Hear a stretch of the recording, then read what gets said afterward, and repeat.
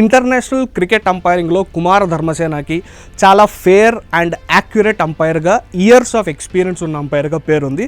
కానీ ఎందుకో ఇప్పుడు జరుగుతున్న ఇండియా వర్సెస్ ఇంగ్లాండ్ సిరీస్లో ఆ పేరు ఎంతో కొంత పోయిందనే చెప్పుకోవాలి.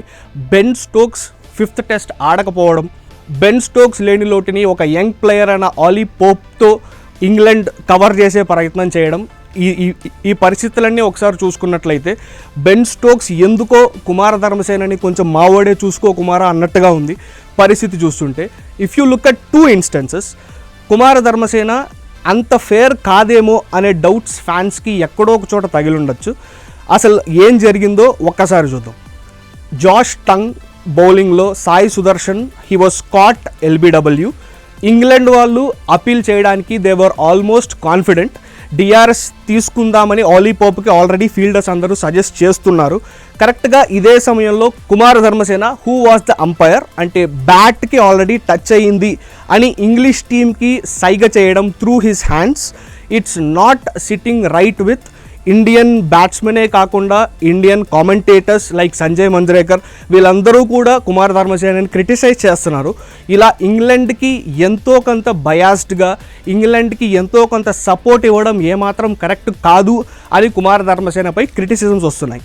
అంతేకాకుండా there is one more example.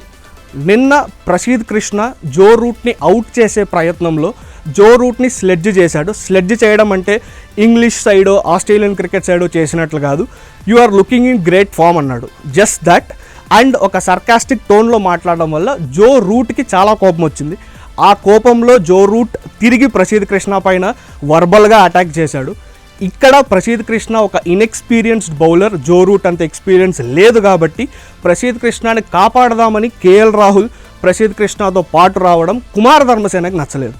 మామూలుగా ఇలాంటి ఆన్ గ్రౌండ్ స్పాట్ జరిగినప్పుడు అంపైర్లు దే విల్ ప్లే ఒక ప్రేక్షక పాత్ర మాత్రమే వహిస్తారు. They will after all the arguments are done అప్పుడు వచ్చి they will try to calm things down. కానీ కుమార ధర్మసేన ఇమ్మీడియట్గా కేఎల్ రాహుల్ని పట్టుకొని you have to take Prasidh Krishna aside అన్నాడు.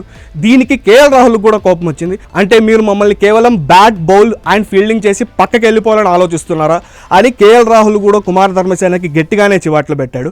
ఇలాంటి ఈ 2 ఇన్స్టెన్సెస్ చూసుకుంటే మాత్రం ఎప్పుడు చాలా ఫేర్ అంపైర్గా పేరున్న కుమార ధర్మసేన మేబీ అంత ఫేర్ కాదేమో, ఎంతో కొంత బయాస్ చూపిస్తున్నాడేమో అనే డౌట్స్ రాకమానదు.